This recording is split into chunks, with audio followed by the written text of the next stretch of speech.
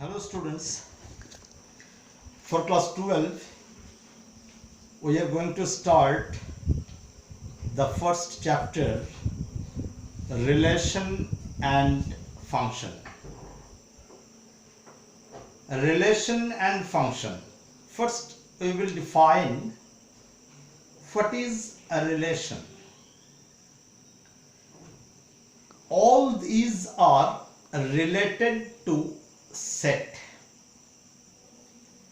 So first let us come to the point. Definition of relation.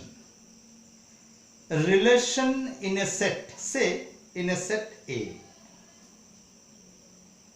It is defined as a relation R in a set A is a subset of A cross A. You already have come to know how to find out A cross A. Thus, R is a relation in set A. This implies that R is a subset of A cross A. And the converse, that if R is a subset of A cross A, then it is said that R is in relation with the set A. If the ordered pair A comma B belongs to R, then we say that A is related to B and is written as A is in relation with B, A or B. In this way it is written, and it is read as A is related to B.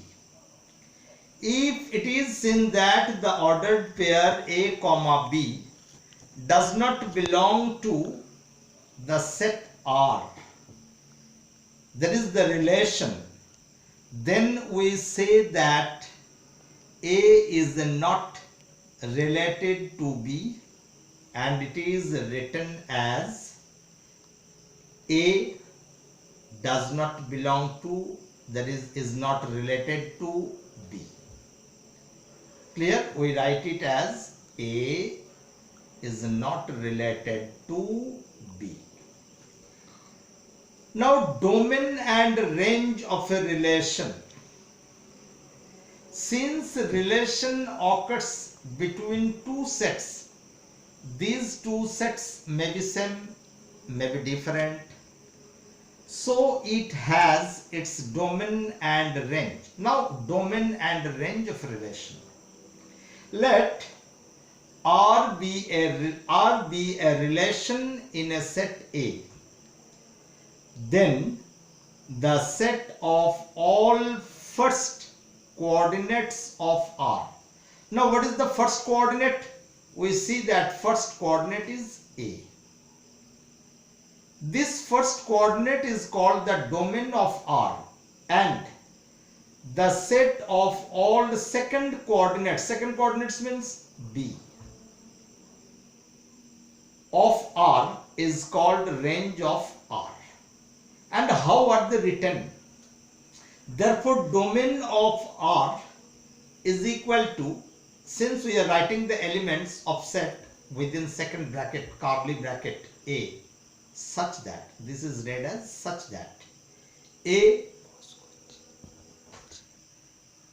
Now, how the domain and range of a function written? Domain of R, curly bracket A, such that A comma B belongs to R, and range of R is equal to curly bracket B, the second coordinate, such that A comma B belongs to R. Now we are going to discuss about some particular type of relations. Listen the definition carefully. Try to write by listening. Empty relation or void relation. Previously I have told you that relation is a set, as we know about empty set or void set in class 11. Similarly, there exists empty relation or void relation.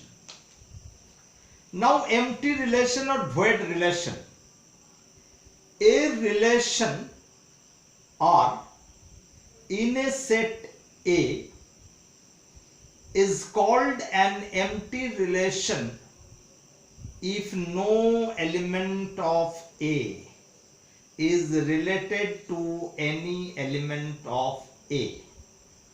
Since they are not related, so there should not be any element.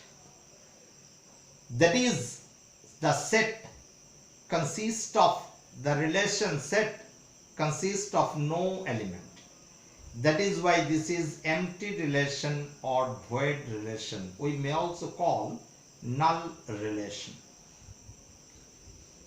And it is represented by phi. Thus, R is equal to phi, since empty set, which is a subset of A cross A. Since we know that phi, empty set, is a subset of every set. Next, universal relation. Now, universal relation means a relation R in a set A is called a universal relation of each element A if each element of A is related to every element of A. It means all the possible subsets is contained in the universal set, and that is why it is said that a universal relation if each element of A is related to every element of A. Thus, we write R is equal to A cross A is a subset of A cross A. Since every set is a subset of itself, it is the universal relation in set A. Next, identity relation. Now, identity relation, it is represented by IA. Identity relation, the relation that exists between the two same elements such as AA, BB, CC, DD, like that. Now, IA is equal to A comma A belongs to A is called identity relation on A. For example, we can say that, let us mention one relation is equal to. Is equal to. Is equal to. This is the relation. Now, this relation holds for A and A because A is equal to A. Every element is equal to itself. Therefore, it is an identity relation. Now let us discuss various types of relations. Let A be a non-empty set. Then a relation R on A is said to be what? A reflexive relation. First one is reflexive relation. If A comma A, that is identity relation, belongs to R, for each element A belongs to A. Number two, symmetric relation. If we see that A comma B belongs to R, when this relation exists, then there also exists, this implies B comma A. This is not A comma B, this is B comma A also belongs to R. For all, this is the notation for all, A comma B belongs to A. So if A comma B belongs to R implies that its converse B comma A also exists, then this is called the symmetric relation. For example, again we can take the relation is equal to. Now if it holds the relation is equal to between the elements A and B, then it implies that A is equal to B. Now it is obvious, it is clear to everybody that if A is equal to B, then B is equal to A. So the relation is equal to also holds in the converse relation, that is whenever the elements are converged, that is domain becomes range and range becomes domain. B is also equal to A. Thus A comma B belongs to R implies that A comma B belongs to R implies that B comma A belongs to R. For all A comma B belongs to R. So this is symmetric relation. Now the third one is transitive relation. Transitive relation. Now transitive relation, what is transitive relation? If A comma B belongs to R and B comma C belongs to R, both this relation exist for some elements A, B and C, then if these two relation implies that A comma C belongs to R for all A, B, C belongs to A, then the relation is called transitive relation. Now here to be noted that A, B, then B, C. So B is doubled. B is common to both the relations A, B, B, C. Now if these two relations are true, these two relations are true, then if we obtain that A and C are also related to each other by the same relation, then it is said that this is transitive relation. For example, again let us take is equal to, the relation is equal to. Now A comma B belongs to R. If this relation is true, what we will say? A is equal to B. And we have said B comma C belongs to R. This relation is also true. So we will write B is equal to C. Now A is equal to B, B is equal to C implies that A is equal to C. So A is equal to C, the same relation holds between A and C. So therefore this is transitive relation. This relation is transitive relation. Now another relation, equivalence relation. Equivalence relation. Equivalence relation.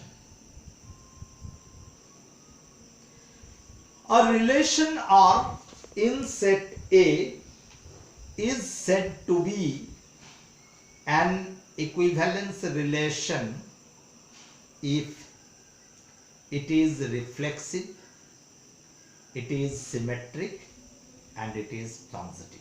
All the three. It is all the three, that is reflexive, symmetric, and transitive. Then the relation is called then the relation is called equivalence relation. Next, inverse of a relation. Inverse of a relation. Now, what is inverse of a relation? Listen very carefully and attentively. Let R be a relation from set A to set B. That is, here is set A and this is set B. These two sets are related and the relation is R. So the relation R exists from A to B. Then the inverse of R is a relation from B to A. Then the relation from B to A will be called inverse of the relation. That is, what is the relation? For relation we will write R is equal to A comma B such that A comma B belongs to R. So we could see that the relation exists from A to B. Now, if we consider the set, that is, the order is changed. A cross B, this is B cross A. This is whenever A cross B is there. Now for B cross A, obviously the second element, the second coordinate will come first. And of course, if this is R, this will be written as R inverse, inverse relation. Therefore, inverse relation R inverse is equal to B comma A, because B comes first. B comma A such that A comma B belongs to R. Now range of R inverse. Range means the second element. Now for the inverse it is the second element, so it is the range, but A is the first element for the relation. So for the relation A is domain. So range of R inverse, that is inverse relation, is equal to domain of R. Similarly, domain of R inverse. What is domain of R inverse? Domain means domain of R inverse, it is B. Now you see that B is the second coordinate for R. Second coordinate is called what? Range. So this is equal to a range of R. I think it is clear to you. Now inverse of an inverse relation. We are going to discuss inverse of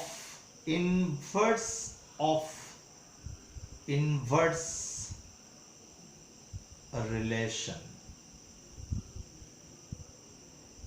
Inverse of inverse relation. Now inverse of inverse relation, let R be a relation from set A to set B. Then we write what? Relation R is equal to ordered pair A comma B such that A belongs to A and B belongs to B. Here A, here B. So A belongs to A, but B, it does not belong to A, it belongs to B. Clear? Now let us follow.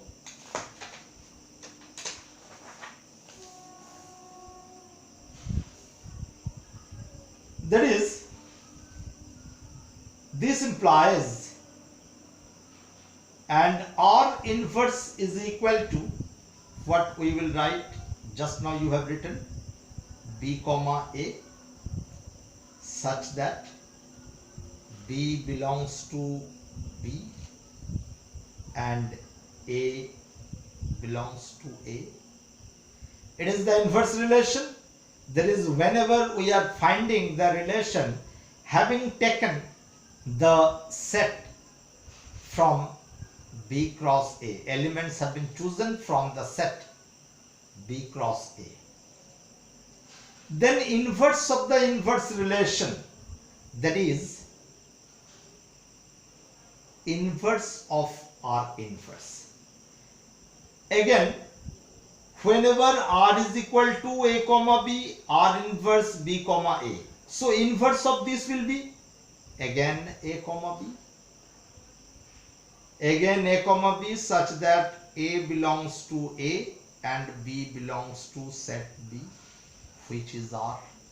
So what we get, we can say inverse of inverse relation is equal to the relation itself. Clear? Thus we can say that the inverse of an inverse relation is the original relation. Now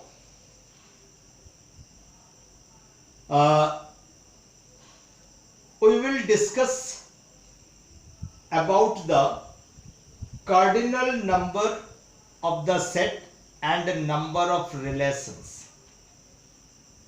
What you know about the cardinal number of a set? The number of elements present in a set is called its cardinal number. Suppose A is equal to a set that consists of A, B, C. So cardinal number of the set n of A, it is written as n of A is equal to 3. Clear? Now number of relations. Number of relations. It is very easy to understand. Number of relations. Actually relation is what? Again you recall. Relations are subsets. Relations are subsets of A cross A or A cross B. So how many subsets are possible? That will give you the number of relations. Suppose for this one, if we are finding out A cross A, obviously cardinal number of A cross A will be 3 into 3, that is equal to 9. So number of subsets possible, number of subsets that is equal to 2 to the power 9. Whatever may be, we have to write.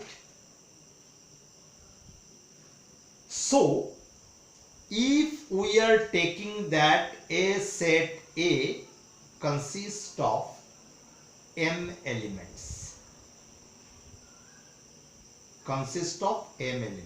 that is n of A is equal to m and B consists of n elements. So we will write n of B is equal to